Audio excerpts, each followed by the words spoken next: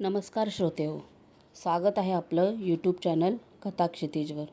तर आजची आपली कथा आहे प्रिया तेंडुलकर यांच्या ज्याचा त्याचा प्रश्न या कथासंग्रहातील लग्न संपल्यावर. ट्रेनमध्ये प्रचंड गर्दी होती. घामाचा वास, गोंगाट असह्य होत होता. पोटात मळमळत होतं. रडून रडून डोकं विलक्षण ठणकत होतं. उलटी झालीच तर इतक्या गर्दीतून टॉयलेटपर्यंत पोचणार कसं? आणि परत आल्यावर आपली जागा मोकळी राहील का? मग उभ्यानं मुंबईपर्यंतचा प्रवास कसा करायचा? तिला स्वतःचंच आश्चर्य वाटलं. आकाश वगैरे कोसळलं म्हणतात तसं काहीतरी आपल्या आयुष्यात झालं आहे.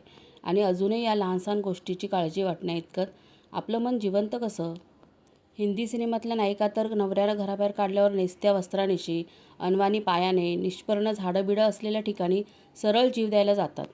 मी तर व्यवस्थित बॅग बिग भरून आईबाबांकडे चालले. पोचवायलाही चक्क नवरा स्टेशनपर्यंत आला होता, नंदेच्या मुलासकट. लेडीज डबा शोधून खिडकीजवळची जागा पटकावून बसून दिली त्याने मला. पोचल्यावर फोन कर एवढंही म्हणाला. फक्त लवकर परत ये म्हणाला नाही. नंदेच्या मुलांनीही विचारलं नाही नेहमीप्रमाणे. केवढी समजूतदार मुलं म्हणायची. मला तर वाटलं होतं मुलं विचारतील, अनु मामी कधी परत येणार? लवकर ये. मग मी नवऱ्याकडे एक जड दृष्टिक्षेप टाकून म्हणेन, नाही रे राजा, मी परत येणार नाही आता कधीच. तुझ्या मामानेच सांगितलं मला तसं. पण हे सगळं कथा कादंबऱ्यातच घडत असणार बहुतेक. वास्तवात सगळंच कसं अळणी आणि बोथट. गाडी हलली तेव्हा तिने एकदा त्याच्याकडे पाहिलं. त्याचे डोळे तिला नेहमीसारखेच दिसले, किंचित हळवे तरीही तीक्ष्ण. पैसे पुरतील ना की देऊ आणखीन? त्याने खिशाकडे हात नेत विचारलं. ती मानेनच नाही म्हणाली. तिचे डोळे भरून आले होते. गाडी हलतानाचा तो अंदुकसा नवरा तिला आठवत राहिला आणि परत डोळे भरून आले. खरं तर रडून रडून डोळे विलक्षण थकले होते. तरीही ते नव्याने कसे भरून येत आहेत परत परत. आता माझे अश्रू आटले आहेत असं अनेक बायकांना म्हणताना ऐकलं होतं. तसं कसं होत नाही आपल्याला? आधीच डोकं ठणाठणा दुखतंय. हे असं गालंडे पाणी वाहत राहणार तर मग डोकं फुटून जाईल का एका त्या क्षणी? इतर ट्रेनमध्ये फुटून गेलं तर किती छान होईल. सिनेमातल्या नायिकेसारखी आदर्श हिंदू नारीची इमेज होईल आपली. नवऱ्याने सोडली तर बिचारी काही तास पण जगू शकली नाही. परतीच्या प्रवासातच डोकं फुटून मेली. 20व्या शतकातील सती सावित्री नाही तर काय? तिला जाग आली तेव्हा तिचं एकसंध डोकं शेजारच्या बाईच्या खांद्यावर टेकलं होतं. सीधा सोने को नहीं आता क्या? तुम्हारा सर का वजन मेरे कंधे पे काय को? ती बाई एका हाताने तिचं डोकं ढकलत म्हणाली. तिला शरमल्यासारखं झालं. ती सावरून ताठ बसली. घर में कोई बीमार है क्या? समोरची वयस्कर बाई विचारत होती. नहीं. फिर रो रही है तब से? ती गप्पच बसली. आदमी के बगैर रहने का आदत नहीं क्या? कितने दिन रहेगी मुंबई में? चला झाली सुरुवात. इथून पुढे हे आता अनेकदा घडणार. उत्तरादाखल ती फक्त हसली. समोरच्या बाईने पुढे सरकून तिचा हात दाबला. नई नई शादी है क्या? हे राम, आता काय उत्तर देणार? तिचे डोळे परत भरून आले. हो जाएगी आदत. हमें देखो ना, मर्द मर गया तब 24 साल की थी. एक दिन भी नहीं रह सकती थी उसके बगैर. तब लगा था अब क्या होगा मेरा? मर जाने को जी करता था. साथ में 3 बच्चा. रो रो के आँख फट गई. लेकिन हो गई आदत, हो जाती है. दुनिया सब सिखाती है. तिला तिच्या मनाविरुद्ध आणखी रडू यायला लागलं. तुझा तर नवरा मरूनच गेलाय बाई. सोपी आहे तुझी गोष्ट. माझा नवरा जिवंत सोडून चालली आहे मी, कायमचीच. तो जिवंत असूनही आता माझ्यासाठी माझ्याबरोबर जगणार नाही. त्याच्या जिवंतपणी त्याला भूतकाळात जमा करायचं आहे मला. त्याला वजा करून आयुष्य सुरू करायचं आहे. त्याच्याबरोबर जी 3 वर्ष काढली ती जणू घडलीच नाहीत असं जगायचं आहे. ते कसं जमू ते सांग. तुझ्या नवऱ्यासारखा मेला असता तर स्वीकारली असती मी ती परिस्थिती.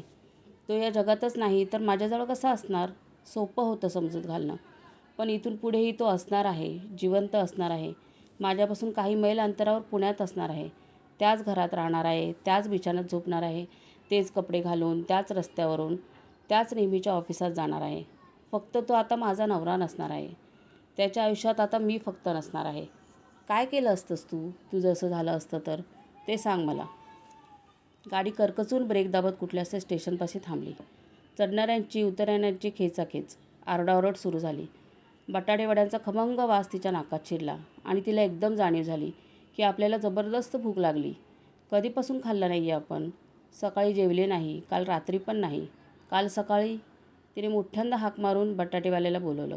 पर्समधून नवऱ्याने दिलेले पैसे काढले. नेहमीसारखी व्यवस्थित मध्यभागी दुमडलेली 3 रुपयांची घडी हातात घेऊन तिने नाकापाशी नेली. तोच नेहमीचा सिगरेट आणि ओल्ड स्पाईस आफ्टरशेवचा परिचित वास, त्याला बिलगल्यावर नाकात भरून घ्यावासा वाटणारा, सुरक्षित आणि आपलंसं वाटायला लावणारा. नोटाही त्याच्याच, गंधही तोच हलकासा. नाकात भरल्यावर आत्ताही तसंच वाटतंय, सुरक्षित आणि आपलंसं. पण आता तो माझा नाही, या गंधाचा मालक आता माझा नाही. त्या वासाने अजूनही सुरक्षित वाटतं. ती सुरक्षितता आता तो मला देणार नाही, कधीच देणार नाही. आणि तरीही मला भूक लागली आहे. असुरक्षित वाटतानासुद्धा भूक ही लागतेच म्हणायची. तिला वाटलं हे पैसे खर्च करू नयेत. त्याचा येणारा वास, त्याने त्याच्या हाताने दिलेले शेवटचे पैसे असेच सांभाळून ठेवावे आयुष्यभर. पण मग बटाटेवडे कसे घेणार? आईबाबांकडे खर्चाला पैसे हेच वापरावे लागणार. हे सांभाळायचे तर पुढचे दिवस कसे घालवणार? त्यातली एखादी नोट काढून सांभाळून ठेवायचं तिने ठरवलं. शिकायला लागलो की आपण आत्ताच, तिला वाटलं. तिने बटाटेवडे घेतले आणि एका हाताने डोळ्यातील पाणी पुसत ती हपापल्यासारखी खात राहिली. केवढी भूक लागली होती आपल्याला.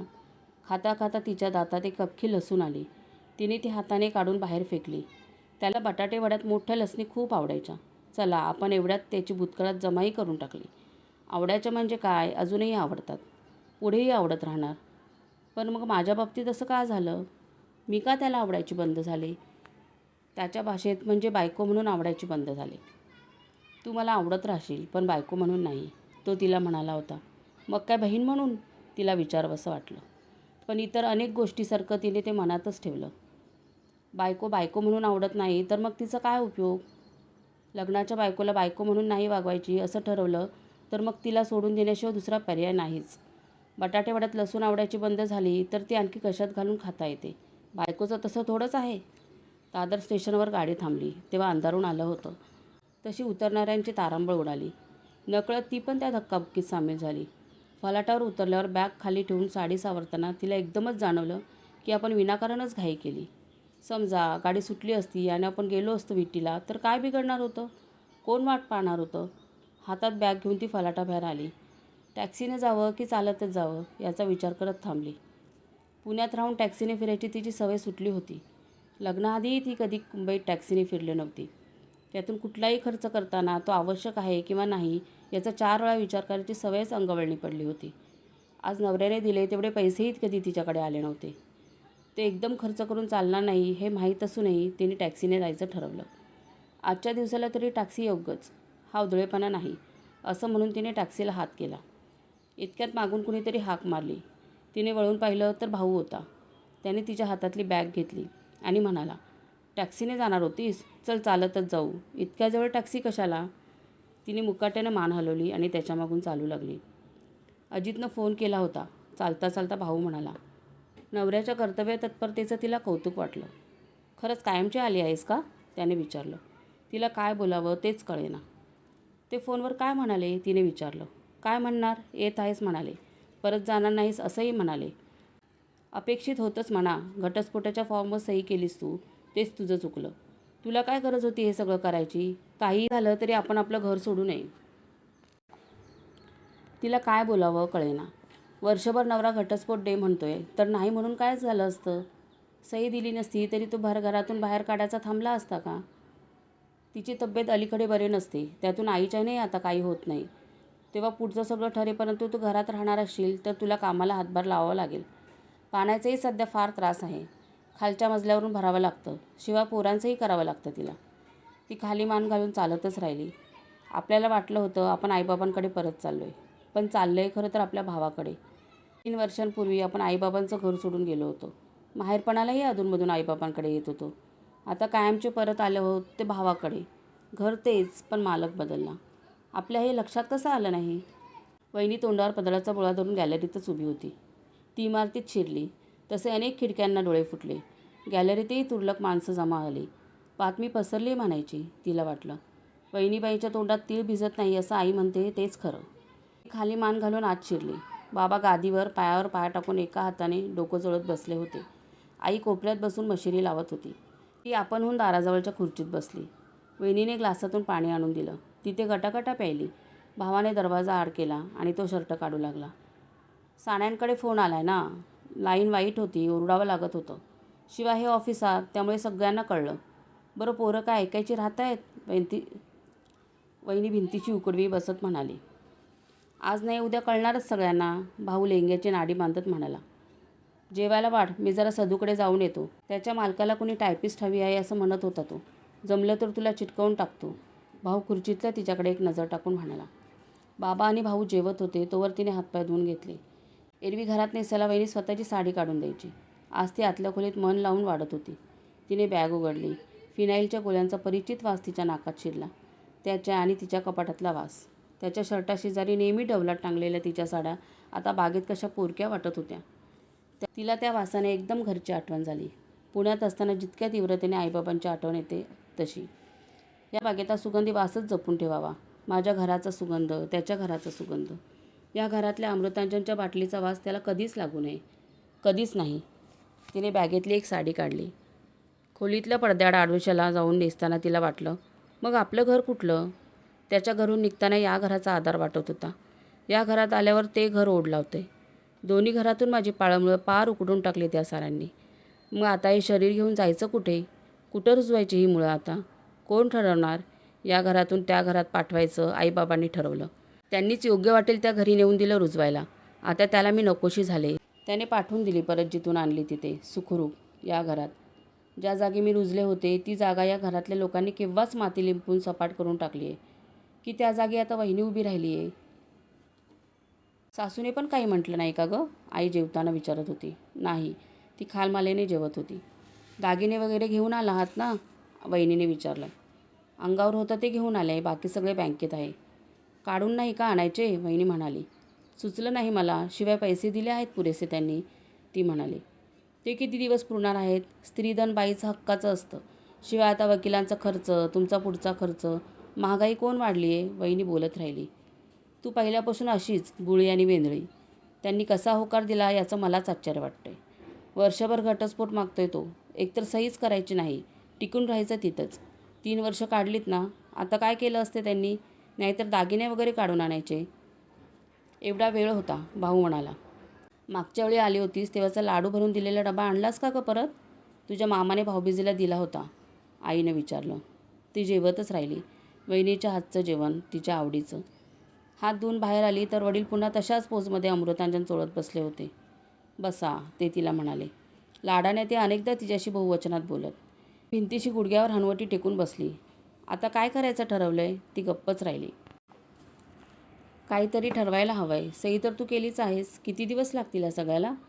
पुन्हा विचार करायचा झाला तर कायद्यात काही सोय आहे का पाहायला हवंय. कुणी बराचसा वकील मागायचं म्हटलं तरी खर्च बराच. सोपं नाही. मला पुनर्विचार करायचा नाही. हा आवाज आपलाच का यावर तिचाही विश्वास बसेना. त्यांना मी नको आहे बायको म्हणून. गेली 3 वर्षे वेगळ्या प्रकारे ते हेच सांगत होते.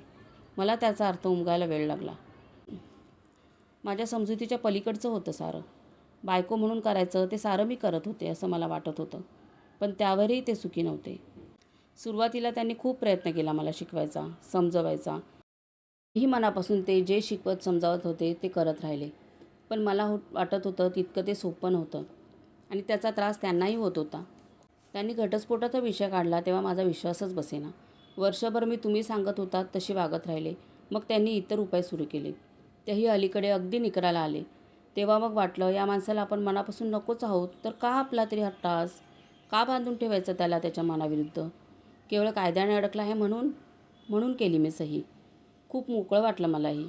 त्यांना त्या दिवसापासून माझं सगळं व्यवस्थित केलं. पुन्हा माणसासारखे वागवायला लागले. कधी जातेस ते तू ठरव म्हणाले. मी म्हणाले मग आजच जाते. तिथं आणखी राहून तरी काय होणार होतं? जुजबी सामान बांधलं आणि आले. उरलेलं नंतर पाठवून देतो असं ते म्हणाले. एकटी किती ओझं उचलणार? जाणार कुठे म्हणून इथं आले. वडील, भाऊ, वहिनी, आई सारे तिच्याकडे पाहत राहिले. 25 वर्षाच्या आयुष्यात प्रथमच ती एवढं बोलत होती. तेही व्यवस्थित आणि ठामपणे. आलीच खरी, पण आता पुढे काय? इथंही काही भावाने बोलायचा प्रयत्न केला. तिला म्हणावंसं वाटलं की तुम्ही काळजी करू नका. पोटगी ते देणार आहेत, शिवाय वकिलाचा खर्चही. मी इथं कायमची राहणार नाही असं ठरवूनही काही माझ्या आयुष्यात मी केलंच नाही. ती वेळच आली नाही. सगळे निर्णय इतरांनी घेतले. आपले निर्णय इतर का घेत आहेत हा विचारही माझ्या मनात कधी आला नाही. मी आपली जगतच राहिले. जी दिशा दाखवून दिली त्या दिशेने. आम्हाला तू नको आहेस असं नाही. एकदा घटस्फोट झाला की दुसरं कोणी मुलगा बघून तुझं लग्न आम्ही करून देऊ. ती वडिलांकडे पाहतच राहिली. हेच का माझे बाबा? मी फ्रॉकमध्ये असताना तू माझं सर्वस्व आहेस असं म्हणणारे? माझ्या लग्नात फुटून फुटून रडणारे? एका तासापूर्वी मी मांडलेला संसार मोडून त्यांच्या घरात आले तर दुसरा संसार मांडून द्यायच्या गोष्टी करतायत. मी मोठे झाले हे त्यांना कळत नाही आहे की हे सगळं माझ्या दृष्टीने इतकं सोपं आहे असं त्यांना वाटतं आहे. लहान असताना मी बांधलेला वाळूचा किल्ला भावाने लाथीने उडून दिला होता. तेव्हा जितक्या सहजतेने त्यांनी म्हटलं होतं की दुसरा बांधू, त्यात काय रडायचं? तितक्याच सहजतेने आता दुसरा नवरा शोधायच्या गोष्टी करतायत. मी इथे राहिले तर इतकं सोपं आहे असं वाटतंय त्यांना. ती उठून आतल्या खोलीत गेली. जेवणाच्या टेबलावर डोकं गच्च धरून बसली. खरं तर घरी येऊन आईच्या कुशीत पोटभर रडायचं ठरवलं होतं, पण तेही बहुधा कादंबऱ्यातच शक्य होत असणार. वास्तव्यातल्या आईला तिच्या डब्याची काळजी असते. तो स्वर्गवासी मामाने भाऊबीजेला दिलेला असतो. पोटची पोरगी काय जिवंत असते. नवऱ्याने टाकली तरीही. तिला पळून जावंसं वाटलं, मरून जावंसं वाटलं तरी सगळं असतं, कारण ती वास्तवात असते, सामान्य असते, मध्यमवर्गीय असते, कथा कादंबऱ्यातली नायिका नसते. इथे पळून जाणार तर कुठे एवढ्या रात्री एकटीने? मरून जाणार तर कसं? पुन्हा या घराला बट्टा लावून?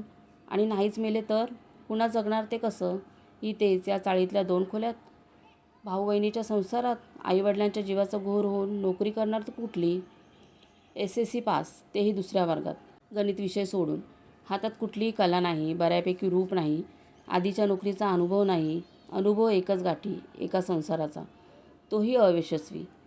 खरं पाहता बाबांचं काहीच चुकलं नाही. दुसरं काय करू शकते माझ्यासारखी मुलगी लग्न सोडून? त्या अनुभवावर कोणी पत्करेल तर करून पाहायचा पुन्हा प्रयत्न. एका नोकरीतून काढून टाकलं तर दुसरी नाही का मिळत? इथंही चाकरी केली मनापासून, पण बॉस खुश झाला नाही. नव्याने पुन्हा मनापासून केली तर? बाहेरच्या खोलीतून बोलण्याचे अस्पष्ट आवाज कानावर येत होते. ती हाताच्या घडीत मान खुपसून केव्हा झोपून गेली तिचं तिलाही कळलं नाही. कधीतरी आई आत आली. तिच्या डोक्यावरून खरखरीत वृद्ध हात फिरवत राहिली. तिचं डोकं जड झालं होतं, डोळेही. ती बसवून राहिली. आईच्या कुशीत शिरली नाही, रडली नाही. आईच्या डोळ्यातली 2 टिपं तिच्या डोक्यावर पडली. उठ, आई म्हणाली. पड इथे. टेबलाच्या बाजूला पसरलेल्या आईच्या जुन्या पतल्यावर ती आडवी झाली. शेजारी आई. बाबा बहुधा आज गॅलरीत झोपले असणार, तिला वाटलं. मी माहेरपणाला आले की त्यांची रवानगी नेहमी गॅलरीत होते. बाहेरच्या खोलीतून भाऊ-बहिणीची खुसफुस कानावर बराच वेळ येत राहिली. आईचे खरखरीत हात तिच्या दुखऱ्या डोक्यावर ठेकेबद्ध पडत राहिले. पुण्याच्या घरातला बिछाना तिला आठवला, मऊ आणि प्रशस्त, हक्काचा. त्यावर तो आता राजासारखा उताना पडला असेल, अगडबंब, उघडा. त्या बिछान्यात आता त्याला हवं ते सुख मिळेल. मी शेजारी असताना मिळत नव्हतं ते? आईच्या जुन्यावर आडव्या झालेल्या माझं काय? त्याच्या मनात येईल का हा विचार चुकून कधी? तिला झोप लागली. जाग आली तेव्हा कुठेतरी घड्याळाचे ठोके पडत होते. सवयीने तिने कुशी वळून पाहिलं. शेजारी आई अंगाचं मुटकुळं करून पडली होती. बिनदाताच्या तिच्या उघड्या तोंडातून घुरण्याचे बारीक आवाज येत होते. फरशीचा थंडपणा अंगात मुरला होता. सांधे अवघडले होते. आपण पुण्यात नाही, मुंबईत आहोत, तिला जाणीव झाली. पोटात एकदम धस झालं. हे खरं आहे तर. त्यानं मला सोडलं आहे कायमचं. मी त्याच्या घरी, त्याच्या शेजारी, त्या मऊ बिछान्यात नाही. बाहेर भावाच्या स्वयंपाकघरात आईच्या जुनेऱ्यावर आहे. त्याच्या बिछान्यात त्याला हवं ते सुख मी त्याला देऊ शकले नाही. तो बिछाना त्याचा होता. त्याने माझी निवड केली म्हणून त्या बिछान्यात झोपायचा मान मला होता. आणि मी वेड्यासारखी तो माझा हक्काचा बिछाना समजून बसले. वाटलं दिवसभराच्या श्रमाने थकून भागून आता त्यावर सुखाने विसावता येईल. नवं घर, नवी माणसं यांच्याशी पटवून घेताना करावे लागणारे सायास, त्याच्या आवडीनिवडी, त्याचे रीतिरिवाज, माहेरची लाज राखतानाची धडपड, या सगळ्यातून दिवसभर गेल्यावर रात्री थकलेलं शरीर घेऊन त्याच्या उबदार कुशीत शिरून शांत झोपता येईल. किती चुकीची समजूत करून घेतली होती मी लग्नाबद्दल. लग्न म्हणजे नवऱ्याला चांगलं चुंगलं करून घालणं, त्याच्या माणसांना सांभाळणं. सासरी जाताना आई म्हणाली, नवऱ्याची मर्जी राख, त्याला सुखी ठेव. म्हणजे बिछान्यात त्याला सुखी ठेव हे तिनं त्यावेळी का नाही सांगितलं? जेवण करायला शिकवलं तसं त्याबद्दल थोडंफार तरी का नाही शिकवलं? हे सगळं उपजतच प्रत्येक बाईला माहीत असतं असं नवरा म्हणायचा. मग मलाच का माहीत नव्हतं? का मी स्त्रीच नाही? मीही शिकायचा प्रयत्न केला. नवऱ्यानेही शिकवायचा प्रयत्न केला. पुस्तकं आणून दिली, सिनेमे दाखवले, त्याने सांगितलं ते सारं मी मनापासून शिकले. पण ते सारं प्रत्यक्षात आणताना तो कधी खुश झालाच नाही. तुला शिकून काही उपयोग नाही, तू करायचं म्हणून करतेस. तुला यात रंग कसा भरायचा हे मुळातच कळत नाही, तो परत परत म्हणत राहायचा. मग चिडून भडकून कुशी वळून झोपून जायचा. दुसऱ्या रात्री पुन्हा नव्या उत्साहाने सुरू करायचा आणि पुन्हा तेच. डॉक्टरकडेही घेऊन गेला. डॉक्टरबाईंच्या मते माझ्यात काहीच चूक नव्हती. भीती होती, अज्ञान होतं आणि लाज. 3 वर्षात ती गेली नाही तर आता कधी जाणार, तो म्हणाला. त्याचंही ठीकच होतं.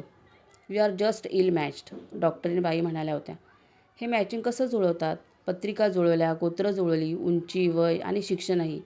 मग त्यावेळी यामागचा विचार कधीच कुणी कसा केला नाही? हे मॅचिंग जुळलं नाही तर लग्न मोडून जातं, इतकं महत्त्वाचं मॅचिंग हे.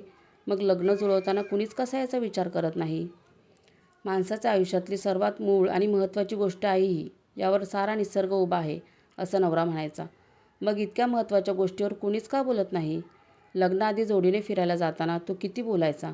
आमच्या घरी हे चालत नाही, आमच्या घरी अशी पद्धत आहे, जेवणात कांदा लसूण मला भरपूर लागतो.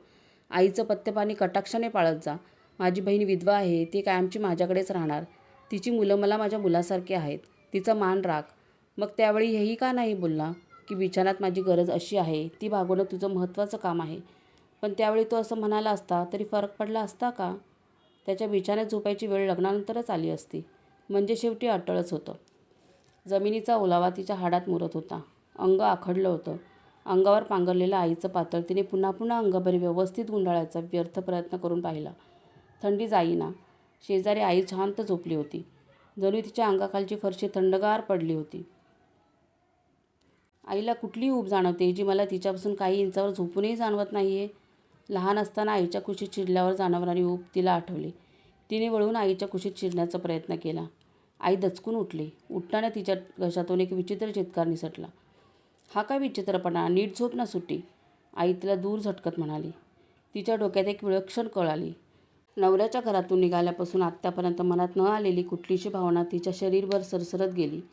हे असं काय वाटतंय? आपल्याला काय होतंय? रडूही येत नाही, रागही येत नाही. याला काय म्हणायचं? अपमान? कंटाळा? किळस? ती उठून बसली. डोळ्यावरची झोप पार उडाल्याचं तेवढं तिच्या लक्षात आलं. किती वाजले असतील? किती वाजले तरी आपल्याला काय फरक पडणार आहे म्हणा. आजचा दिवस संपला आणि उद्याचा उजाडला तर काय? मी काय करणार आहे हे माझं उद्या? आजचा दिवस निदान प्रवासात येण्या-जाण्यात संपला. उद्याचा कसा संपेल? परवाचा? मग तेरवाचा? काय करणार मी या दिवसांचं? माझं? शाळा संपल्यावर रीतसर कॉलेज केलं, कॉलेज संपल्यावर रीतसर लग्न आणि आता लग्न संपल्यावर? धन्यवाद.